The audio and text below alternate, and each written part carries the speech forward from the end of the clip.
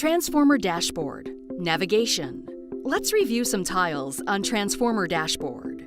The combined results summary summarizes all of your current equipment data. From here, view graphs for chemical data, mechanical or inspection data, and electrical test data.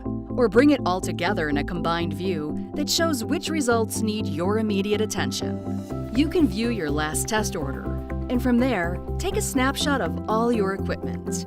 You can navigate throughout this information by detail level and data type. A single unacceptable test result does not necessarily indicate that your entire unit is at risk of failure. To help distinguish between an unacceptable test result and the overall health of your transformer, we've developed Health Center. Health Center focuses on the overall health of individual transformers. It prioritizes your test results, and through detailed analysis of those results, assigns it a health score: Satisfactory, Watch, Service, and At Risk. You can also keep up to date with the latest news from SDMyers. If you have any questions, select Live Chat or Contact Us.